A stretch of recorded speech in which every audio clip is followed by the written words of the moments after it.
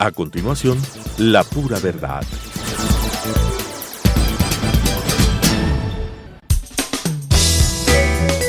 Clasificación B, bajo supervisión de un adulto.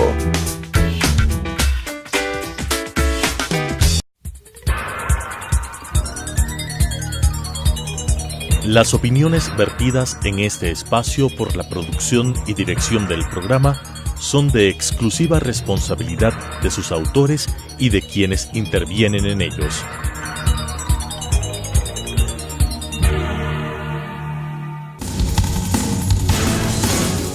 Negarle la justicia al pueblo ecuatoriano puede ser la peor jugada de Alianza País. Durante la década ganada, el correísmo creó una maquinaria de corrupción jamás antes vista. Pasó poco tiempo para que salga a la luz los efectos del acaparamiento y el uso del poder excesivo. Utilizaron al segundo boom petrolero para enriquecerse, particularmente todos o casi todos los miembros de la Revolución Ciudadana. Pudimos ver en videos un tío solicitando dinero para la campaña de su sobrino, el segundo a bordo de Alianza País. Un fiscal que jugaba a verle la cara de ingenuos a los ciudadanos y una vicepresidencia convertida en una caja registradora. Pero si el sistema de corrupción es nefasto, el sistema de impunidad es impresentable. Jueces, fiscales y entidades de control decididas a permitir a que huyan todos aquellos quienes les han robado el futuro a nuestras generaciones, a nuestra patria, y por otra parte se han dedicado a perseguir a sus denunciantes. A menos de 10 días que venza el plazo para la finalización de la etapa de instrucción fiscal en la cual está vinculado el vicepresidente Jorge Glass por asociación ilícita en el caso de corrupción de Odebrecht, se encienden las alarmas de partes de distintos juristas que han manifestado que si el Procurador General del Estado no presenta una acusación particular, todos aquellos podrían quedar en impunidad, incluyendo a Jorge Glass de Espinel, quien ha sido fuertemente cuestionado por la corrupción en los sectores estratégicos, los mismos que se encontraban a su cargo, los contratos de Odebrecht, por ejemplo. Y sí, preguntémonos, ¿por qué el procurador? El procurador, por mandato constitucional, es el abogado defensor del Estado, y en este caso, el Estado es la víctima. Para analizarlo, poner en discusión y develar las aristas de este siniestro juego de poder correísta, estamos invitando al doctor Ramiro García, presidente del Colegio de Abogados. Soy Ana Mercedes Galarza y sean bienvenidos, amigos, a nuestro primer programa de La Pura Verdad. Enseguida comenzamos. Telesucesos Canal 29 UHF presenta La Pura Verdad, un programa de opinión política que analiza las temáticas de actualidad y de interés social, político y económico del Ecuador, con la conducción de Ana Galarza. La Pura Verdad. Para este programa, nuestro invitado es el doctor Ramiro García. Él es el presidente del Colegio de Abogados desde marzo del 2016. Es profesor de doctorado de la Universidad de Salamanca desde enero del 2017. Además, es un destacado defensor de los derechos humanos. Bienvenido, Ramiro. Muchas gracias, Ana. Quisiera preguntarte, tú que eres un experimentado jurista, uno de los más representativos del país, ¿cuál es la responsabilidad que tiene el Procurador General del Estado, específicamente en el caso de corrupción de Odebrecht que tanto daño ha hecho al país? Bueno, primero que nada, muchas gracias por la invitación. Un honor estar en tu primer programa, al que auguro además todo éxito. Y a ver, sobre el tema en específico, mira, la Procuraduría originalmente tenía intervención, legalmente tenía la obligación de intervenir en los casos penales. Posteriormente, esa intervención penal de la Procuraduría fue prácticamente anulada por vía legislativa. Aquí yo creo que el centro de gravedad no está en la Procuraduría, está en el Fiscal General del Estado. Él es el titular de la acción penal de acuerdo al Código Orgánico Integral Penal, al COIP. Y es por ahí donde se tiene que ajustar las aldabas, ¿no? Si tenemos un fiscal que procesa por un tipo penal de un código penal que ya no está vigente, porque ojo, a ver, a Jorge Glass le vinculan a un proceso iniciado por asociación para delinquir, donde utilizan el artículo 370 del Código Penal anterior, es decir, no del COIP, no del Código Orgánico Integral Penal. ¿Qué quiere decir esto? Que de acuerdo a Fiscalía, esa asociación para delinquir inició y terminó antes de la vigencia del COIP. ¿Cuándo entra en vigencia el COIP? En agosto de 2014. Sin embargo, de los audios y los videos, vemos que esta gente estaba pidiendo plata hace menos de un año. Lo que quiere decir, tendrían que ser vinculados con el COIP actual. Exactamente, porque hay una figura que en derecho penal se denomina delito continuado. Entonces, empezó esa asociación para delinquir antes del COIP, pero continuó después, cuando ya estaba en vigencia el COIP. ¿Por qué no lo hicieron? Porque la asociación para delinquir con el Código Penal anterior se penaba tenía una pena de 3 a 6 años como máximo. En cambio, con el Código Orgánico Integral Penal, si lo hubieran aplicado, deberían haber usado el tipo penal de delincuencia organizada, que tiene una pena de 7 a 10 años. Bueno, efectivamente podemos presenciar una acción, al parecer, sesgada de parte del fiscal general del Estado, que es el doctor Carlos Vaca Mancheno, y también del procurador general del Estado, quien dio la veña para que regrese Odebrecht al país y que lo sepa la ciudadanía. Exacto, más bien la intervención del procurador va por la vía contractual. O sea, recordemos que Procuraduría para esa época tenía que emitir dictámenes, inclusive ahora tenía que emitir informes en relación a los acuerdos, a los compromisos a los que llega el Estado como abogado del Estado. En ese caso, o sea, tú recordarás que echan a Odebrecht con cajas destempladas, además, porque la acusan de empresa corrupta y corruptora, de haber hecho mal el proyecto San Francisco, etcétera, pero luego regresa, y no solamente que le permiten regresar y volver a trabajar en el país, sino que le dan como $1.800 millones en contratos, si no estoy mal. Entonces, claro, la pregunta es, ¿y cómo hacía el cambio? Y quien posibilitó, uno de los que posibilitó el regreso de Odebrecht, sin duda fue el señor procurador, que hasta hoy se encuentra en funciones, que emitió un informe positivo al retorno de Odebrecht. Fiscalía también intervino en eso, ojo, cuidado, y no la Fiscalía de Galo Chiriboga, fue la Fiscalía de la época del doctor Pesantes, recordemos eso. Pero volvamos al caso de Jorge Glass. Lo procesan por asociación para delinquir. ¿Dónde está la trampa? Primero, en la utilización de un tipo penal de menor cuantía. Segundo, empiezan por los pies y no por la cabeza. ¿Qué es la asociación para delinquir? Es asociarse para cometer delitos.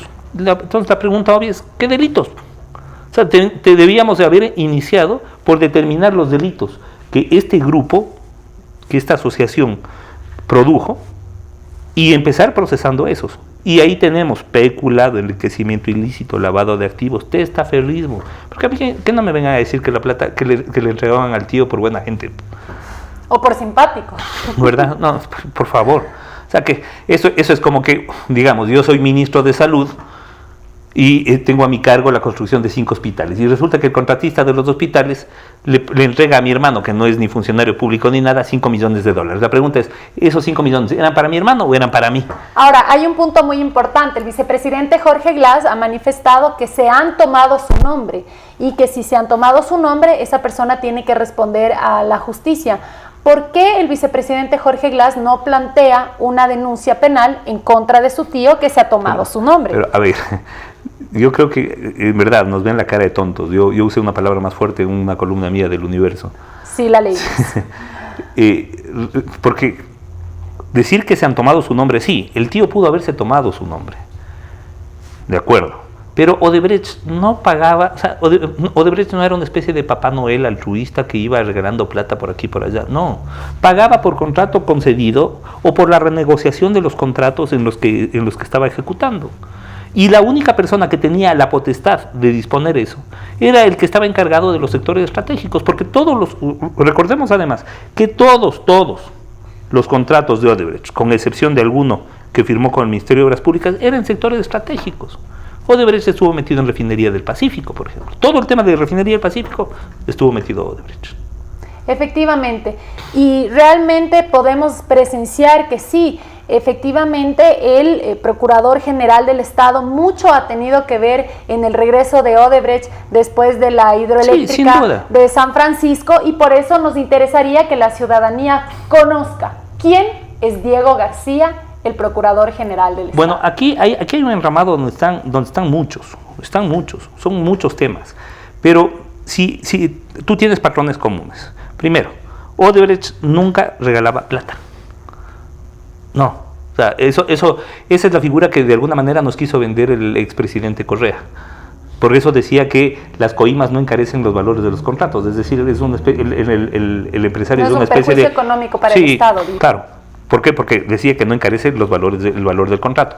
Lo que significa que el empresario, buena gente, entre comillas, cogía y regalaba plata como capillos a cambio de nada. Mentira. Ahí están los sobreprecios. Pero por supuesto, pagaba por contratos con sobreprecios o por renegociaciones que establecían sobreprecios en los contratos que ya se encontraban ejecutándose.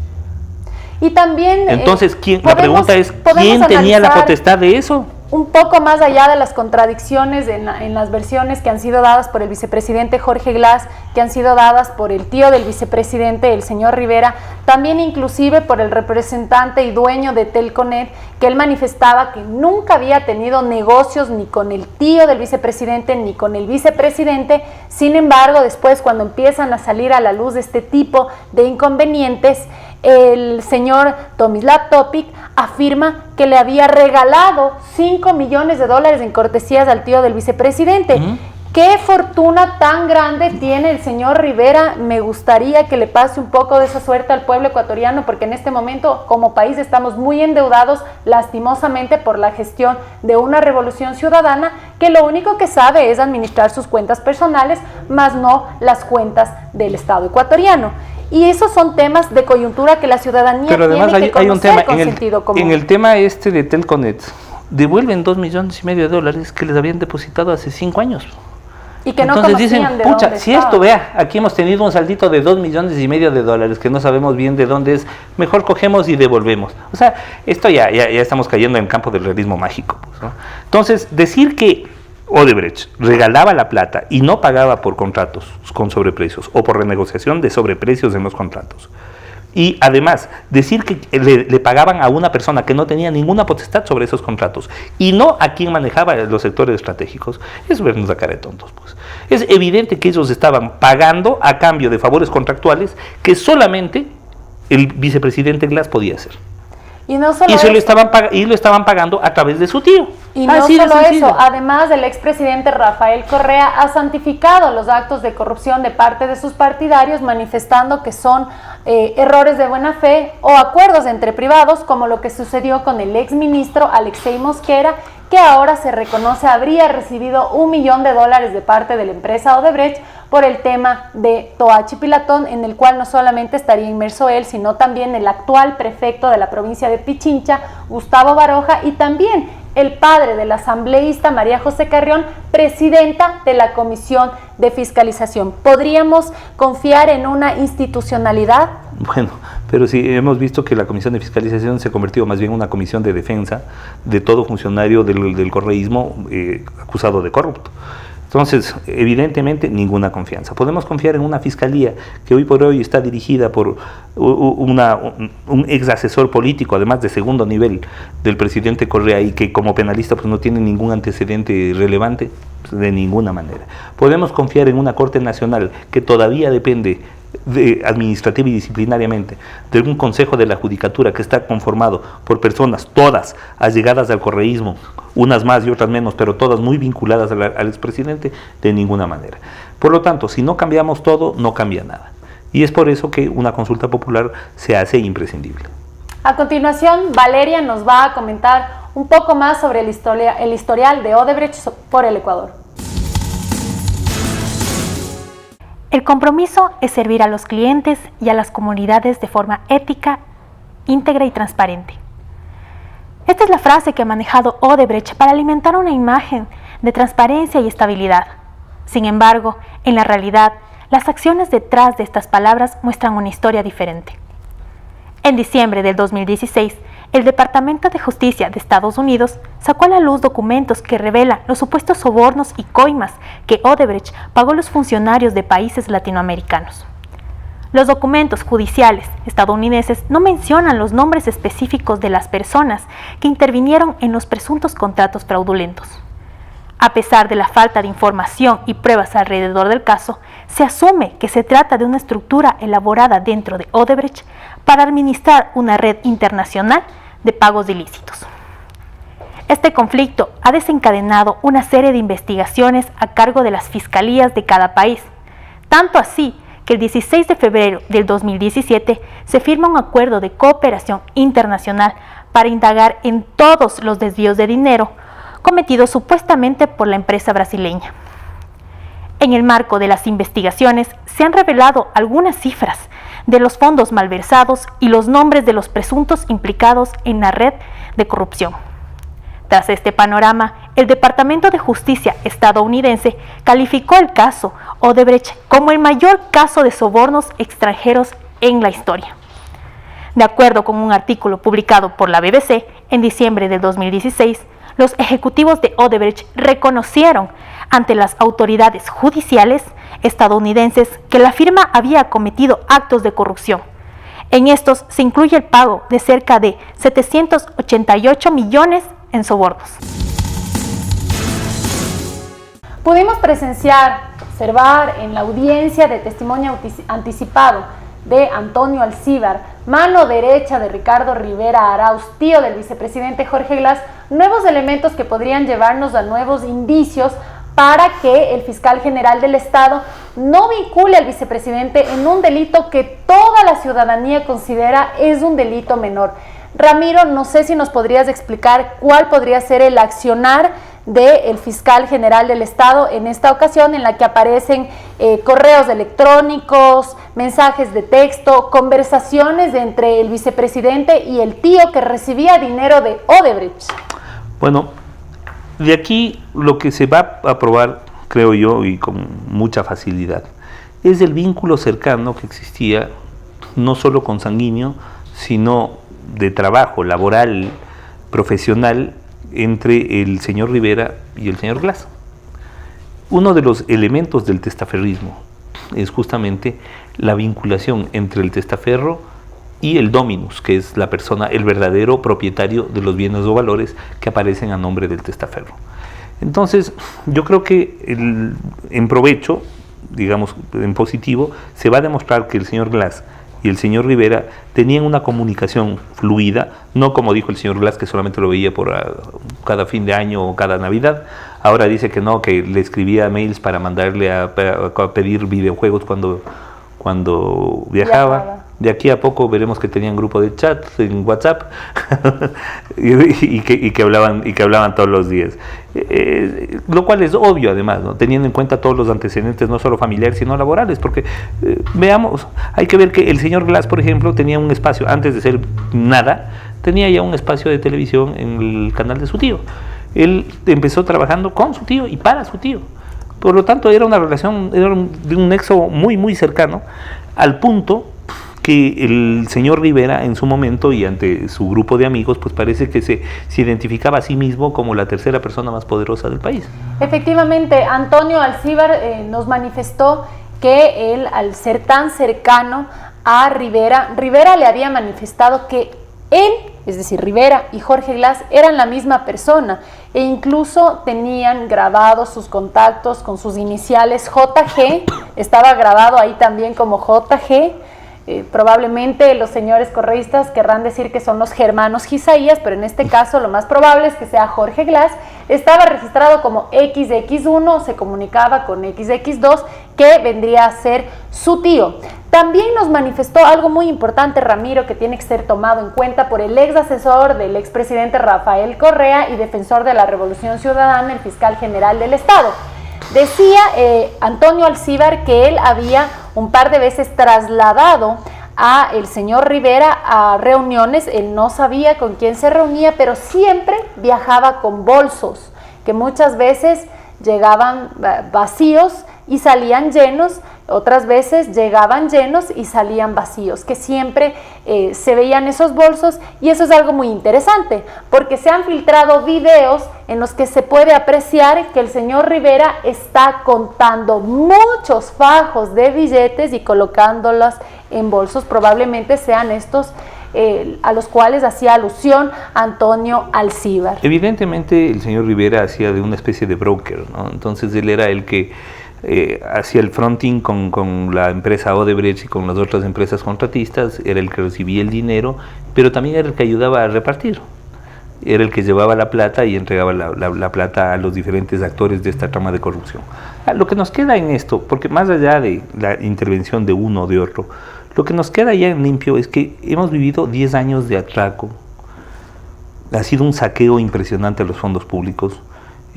Hace pocos días presentábamos junto a Fernando Villavicencio la evidencia de otro atraco enorme, más grande que el de la refinería del Pacífico y refinería de Esmeraldas. Me refiero a la venta de crudo a Petrochina, en donde además ahí sí ya aparece el expresidente Rafael Correa a través de un decreto ejecutivo, el 466, que es el que da la posibilidad de que se hubiera implementado este sistema corrupto. Es decir, por donde usted tope se le puso. No pudieron hacer un contrato.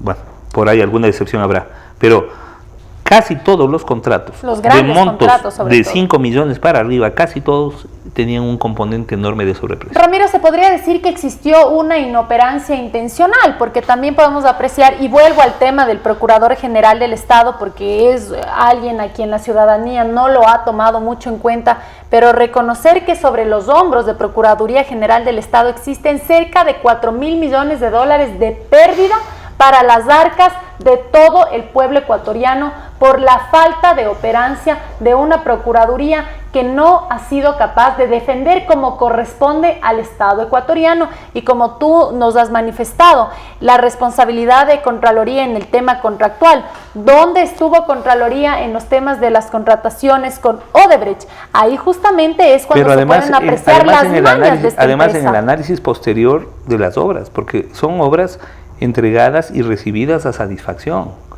pero que a los poco tiempo, digamos al pasar del tiempo, presentan defectos constructivos muy serios. San Francisco, la misma refinería. Sí, es más, mira tú la Ruta Viva, hoy por hoy ya la vas a ver, que está colapsada, es decir, ya tiene la huella de los autos, está hundida por donde pasan los autos, y vas a ver que tiene además aquello que se denomina piel de cocodrilo, es decir, ya están hechos cuadritos, ya se está partiendo. A diferencia de lo que pasa con la ruta Collas, por ejemplo, en donde tú ves que esa ruta que fue construida 2 años antes está impecable. Entonces dices, bueno, evidentemente hubo diferencia en sistemas constructivos. Bueno, y también el tráfico vehicular es distinto entre las cosas no mucho. La Ruta Viva, probablemente ¿Sabes qué? No. Eso tenga que ver. No, ya es un problema de mala utilización de materiales. Cuando tú generas un sistema corrupto de contratación, siempre, adicionalmente a los sobreprecios vas a tener fallos constructivos. Por supuesto. ¿Por qué? Porque para maximizar la ganancia y poder cubrir además los costos de las comisiones, tienes que hacer un sacrificio en materiales. Entonces no solamente es cuánta plata nos han robado, sino qué malas obras nos están entregando. Y eso lo ves. Pilatón Yachay no produce un solo kilovatio de electricidad. Tenemos millones de dólares amortizados, esos millones de dólares que bien podrían ir para una buena educación. No lastimosamente lo que sucede en Yachay, que se regocijan por la siembra de 3 rábanos, y hemos invertido muchísimos millones de dólares, y además de ese crédito que fue pedido a China, se utilizaron 11.8 millones de dólares en rubros a los cuales no permitía el crédito, y ahí también hay indicios de peculado. Delitos contra la administración del Estado hay en pero la Fiscalía General del Estado no está haciendo absolutamente nada. Ni siquiera por noticia criminis, al parecer. A ver, o sea, ¿qué más noticia criminis que el informe de Contraloría en el caso del campo Singue, donde existe indicios de responsabilidad penal? Y con todo y eso, Fiscalía no procesa. Vaca Mancheno ya se adelantó y se pronunció al respecto, dijo que tomaría alrededor de 2 años poder vincular o generar algún tipo de cargos. Eso es algo que nos preocupa, y no quisiéramos que al final del día nos diga que hay un sobreseimiento de peculado, porque nuevamente volveríamos al sistema de corrupción e impunidad. A ver, no solamente eso. Ahí el día que presentamos la rueda de prensa, entrevistan al señor fiscal general del Estado y le preguntan, bueno, ¿qué le parece la denuncia que hizo Villavicencio? Y lo que dijo es, pero ¿qué hace Villavicencio libre? Hay una orden de prisión sobre Villavicencio. Es decir, le importaba más encarcelar a un periodista por un delito de prensa, porque recordemos que a Fernando lo procesan por un artículo publicado en un blog digital, en una página digital llamada Plan B, en cuyo artículo anexa correos electrónicos cursados entre 2 altos cargos del gobierno de Correa, que se referían además, estaban debatiendo ahí, sobre un tema de contratación pública, es decir, un tema de interés público. Esto jamás debió haber sido procesado y menos todavía habérsele dictado prisión preventiva. Y lo que le importó al señor fiscal general del Estado era si Villavicencio iba preso o no, y no los 2.400 millones de dólares y más de perjuicio al Estado en el tema de Petrochile. Ramiro, qué interesante que topas de este tema del por qué fue procesado Fernando Villavicencio. Fue justamente porque Rafael Correa aducía que le habían hackeado su correo electrónico, que habían violado su privacidad. Y qué interesante que sea aparentemente Rafael Correa quien esté violando la privacidad del presidente Lenín Moreno. Yo lo que sí puedo manifestar, Ramiro, puede ser que me equivoque, es mi opinión personal, es que si esto no es tongo, que yo lo considero así, Lenín Moreno ya debería presentar una denuncia penal porque han violado su privacidad. Tú que eres un abogado reconocido, podrías darnos más luces sobre este tema porque se aproxima más o menos a lo que tanto le indignó Rafael Correa y ahora lo desestima. Bueno, a ver, si algo signó al gobierno del presidente Correa, sin duda fue la doble moral. Es decir, lo que era bueno para sus allegados era malo para sus opositores. O sea, recordemos que exactamente por lo mismo, filtrar correos electrónicos, filtrar información reservada, Assange estuvo ni siquiera procesado. Sin embargo, la embajada del Ecuador en Inglaterra le da asilo, por si acaso le procesa. Pero por hacer exactamente lo mismo que hizo Villavicencio, con una diferencia, que Villavicencio filtró dos correos electrónicos, Assange cientos de miles, y además información relativa a la seguridad nacional de los Estados Unidos. En el caso de Villavicencio fue información relacionada a la contratación de un estudio jurídico en el exterior, y ahí interviene el señor procurador, porque justamente eran mails entre Alexis Mera y Diego García, en donde se cuestionaban pues entre ellos el tema de la contratación de un estudio jurídico para el caso Chevron, teniendo en cuenta que ese estudio jurídico en otro país, me parece que era Tailandia o Singapur, había representado en cambio a Chevron, es decir, existía un conflicto de intereses, que lo denunció Villavicencio. En base de esa denuncia, ellos cursan los correos electrónicos, Villavicencio accede a esos correos electrónicos, nunca hackeó, se los entregan, y los publica en un artículo como debe ser, es decir, como debe actuar un periodista. Este es un caso clarísimo de delito de prensa. Sin embargo, no solamente que lo procesan, sino que le dictan prisión preventiva. Y no solamente que le dictan prisión preventiva, sino que ahora que se enteran que están en Quito, le armaron un operativo al frente de la casa. Esperamos la prevención preventiva entonces para el expresidente Rafael Correa, porque él también tiene documentos privados de la Presidencia de la República, los manifestó en su enlace digital y por eso estamos tanto a la expectativa de él, Contralor General del Estado, como del Procurador General del Estado, Diego García. Ramiro, quiero agradecer infinitamente Anita, tu tiempo. muchas gracias. Has bautizado la pura verdad. Esperamos que este espacio hayan disfrutado ustedes, televidentes, tanto como nosotros lo hemos hecho. Esperamos que nos sigan acompañando y no se lo pierdan, porque cada vez será mejor.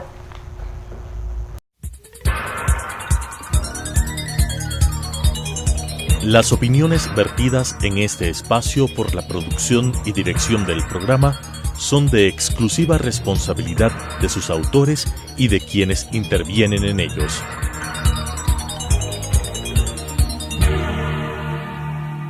Telesucesos Canal 29 UHF presentó La Pura Verdad, un programa de opinión política que analiza las temáticas de actualidad y de interés social, político y económico del Ecuador, con la conducción de Ana Galarza. La Pura Verdad.